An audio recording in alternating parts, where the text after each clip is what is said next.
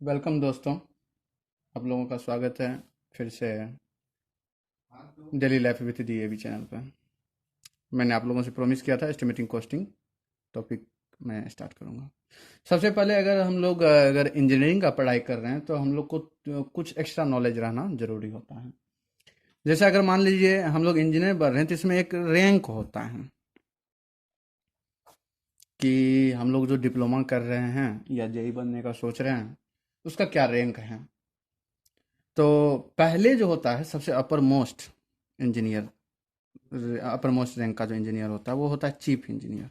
कौन होता है भैया? वो होता है चीफ इंजीनियर। उसके बाद क्या होता है? उसके बाद होता है सुपरिटेंडेंट इंजीनियर होता है। सुपरिटेंडेंट का स्पेलिंग होता है SUPERIDENTANT, सुपरिटेंडेंट इंजीनियर। उसके बाद होता है भैया एक्सिक्यूटिव इंजीनियर। क्या होता है? Executive engineer. कभी कभी हम लोग सुपरिटेंडेंट और एक्सिक्यूटिव शायद एक ही को बोलते हैं। हम अगले वीडियो में कवर कर देंगे इसको। सुपरिटेंडेंट और एक्सिक्यूटिव क्या एक ही होता है, लेकिन इस प्रोसेस में देख लीजिए chief engineer, superintendent engineer, executive engineer. उसके बाद इसके अंदर होता है असिस्टेंट इंजीनियर, असिस्टेंट इंजीनियर। और उसके नीचे होता है जिसका हम लोग मेनली तैयारी कर रहे हैं वो है जूनियर इंजीनियर, JE। अधिकांश स्टूडेंट इसी को प्रेफर करता है। बाद में होते होते प्रमोशन हम लोग यहाँ पहुँचते हैं। हम लोग अगर टाइप्स ऑफ कंस्ट्रक्शन वर्क बात करें, टाइप्स ऑफ कंस्ट्रक्शन वर्क, अगर मान लीजिए आपका 20,000 से कम लागत का अगर कोई कंस्ट्रक्शन वर्क है उसको हम लोग बोलते हैं PT कंस्ट्रक्शन वर्क। अगर 20,000 से 1 लाख के बीच में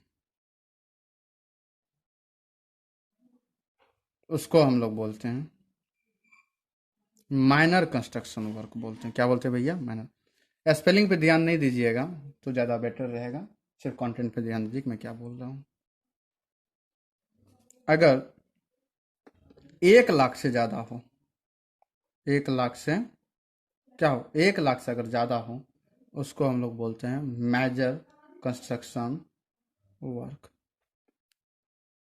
ये कुछ बातें थी जो शायद हमको लगा कि इसको बताने से पहले थोड़ा ये जानना जरूरी होता है, और कुछ इंपॉर्टेंट पॉइंट भी हैं जिसको मैं इसको बताने के बाद बताऊंगा। चलिए हम लोग शुरू करते हैं एस्टिमेटिंग कॉस्टिंग। सबसे पहली बात, हमारा पहला धर्म होता है कि एस्टिमेटिंग किसे कहते हैं और कॉस्टिंग किसे कहते हैं वो जानना। चलिए हम लोग जानते हैं। तो सबसे पहले सर हम लोग जानते हैं कि एस्टिमेशन क्या होता है। देखिए एस्टिमेशन क्या है। तो estimation in civil engineering deals with calculating the quantities of material. Mainly हम लोग एस्टिमेशन का अर्थ ये समझते हैं कि किसी भी कंस्ट्रक्शन वर्क में कितना क्वांटिटी लगेगा किसी भी मटेरियल का, चाहे वो सीमेंट हो, सैंड हो, एग्रीगेट, स्टील, ब्रिक, कुछ भी क्यों ना हो, यानी कोई भी मटेरियल का कितना क्वांटिटी लगेगा वो कैलकुलेट करना ही क्या कहलाता है? हमारा एस्टिमेशन कहलाता है। और इस मटेरियल में यानी कंस्ट्रक्शन मटेरियल हो, चाहे काम करना हो, या सिंपली सी बात बोले तो किसी भी प्रोजेक्ट को कंप्लीट करने में कितना खर्च आएगा उसको प्रिपेयर करना कॉस्टिंग होता है। यानी in costing we will try to calculate the approximate expenditure, लगभग खर्च, एनी प्रोजेक्ट यानी ऑफ एनी प्रोजेक्ट, किसी भी प्रोजेक्ट का लगभग खर्च कितना होता है by using the quantity of material. Material की क्वांटिटी की मदद से हम लोग निकालते हैं। तो यानी किसी भी प्रोजेक्ट को कंप्लीट करने में क्या खर्च होता है वो क्या कहलाता है? कॉस्टिंग कहलाता है। आप चाहेंगे तो नोट्स भी बना सकते हैं। अगर अभी आपके पास समय नहीं है तो सिर्फ वीडियो देख के आप समझ रहे ना। अगर पूरी तरीक़ा से इलाज तो नहीं तो कम से कम मलहम का काम जरूर करेगा ये 7 से 8 रोज का class. Requirement of building estimate क्या हो? सबसे पहली बात कि हम लोग बिल्डिंग एस्टिमेट करेंगे तो उसमें किस किस चीज़ की ज़रूरत पड़ेगी। तो सबसे पहली बात, plan of the building, building का प्लान का जरूरत पड़ेगा एरिया के लिए, प्लान रहेगा भैया तो ही ना हम एरिया निकाल पाएंगे। Cross section and elevation of the structure, structure कितने हाइट का है, उसका क्रॉस सेक्शन क्या है, यानी क्रॉस सेक्शन काटेंगे तो ही ना अंदर कहाँ क्या है, कहाँ डोर है, कहाँ पे स्लैब है, कहाँ पे कितना रूम है, कैसे, वो तो प्लान से पता चल जाएगा। लेकिन बहुत सारी चीज़ ऐसी है जो क्रॉस सेक्शंस करने पे ही हमें पता चलेगा कौन सा मटेरियल कहाँ पे इस्तेमाल किए हैं। यानी टू गेट वॉल्यूम हमें एलिवेशन और क्रॉस सेक्शंस का जरूरत होता है। स्पेसिफिकेशन, यानी स्पेसिफिकेशन मतलब हुआ कि उसमें क्या क्या लग रहा है, डोर, विंडो, स्टील रड, कौन कौन सा मटेरियल इस्तेमाल किया जा रहा है, उस मतलब different types of material use like door, window, steel rod etc। यानी किसी भी बिल्डिंग का एस्टिमेट करने के लिए मेरे पास ये 3 चीज होना जरूरी है। ठीक है, अब हम लोग जानते हैं पर्पस ऑफ एस्टिमेशन क्या है। मतलब कि हम लोग एस्टिमेशन जो करते हैं उसका उद्देश्य क्या है। तो इसका उद्देश्य यह है कि भैया किसी भी वर्क को कंप्लीट करने के लिए हमें कितने फंड की जरूरत होती है, यानी टू डिसाइड द नेसेसरी और fund required to complete the work, to decide the quantity of material to be required so that it can be proceed for work. यानी किसी भी मटेरियल का कितना क्वांटिटी लगने वाला है किसी भी काम को करने के लिए, ये डिसाइड हो जाता है एस्टिमेशन करने से पहले। To calculate number of people and categories of people, यानी कितने लोग लगने वाले हैं और किस तरह के लोग लगने वाले हैं, चाहे मजदूर टाइप में कितने लगेंगे, मिस्त्री कितने लगेंगे, कितने इंजीनियर लगेंगे etcetera, from the volume of work. ये हमें वर्क का वॉल्यूम ऑफ वर्क से पता चलता है।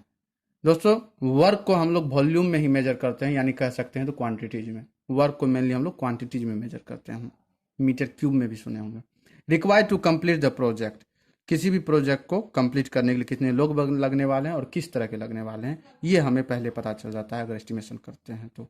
इसीलिए एस्टिमेशन करने का उद्देश्य यही होता है किसी भी काम को शुरू करने से पहले। The accessories requirement like tool, और किस तरह का एसोसरीज मतलब किस तरह का सामान, जैसे मान लीजिए कोई टूल्स, किस तरह का मशीन लगने वाला है, किस तरह का प्लांट लगने वाला है, required for complete the work. ठीक है, मतलब प्रोजेक्ट को कंप्लीट करने के लिए। हम लोग 5वां पॉइंट अगर देखें तो to fix up the completion period of time, यानी कोई भी वर्क जो है कितने टाइम में कंप्लीट होगा एस्टिमेशन करने से हमें पता चल जाता है पहले। To invite tender and preparing bills for payment, और हम जो टेंडर निकालते हैं या बिल तैयार करते हैं पेमेंट के लिए, कितना पेमेंट करना पड़ेगा ये पता चलेगा। कुछ टेक्निकल प्रॉब्लम आ गया था जिसके कारण कट जाता है, फिर से वीडियो हो रिकॉर्ड करना पड़ जाता है, तो उसके लिए सॉरी। चलिए इस वीडियो में हम, फर्स्ट वीडियो है, ज़्यादा लंबा नहीं ले जाऊंगा इनको, तो अगले वीडियो में हम लोग कुछ इस टर्मों के साथ मिलते हैं और फिर देखते हैं नेक्स्ट वीडियो। Thank you.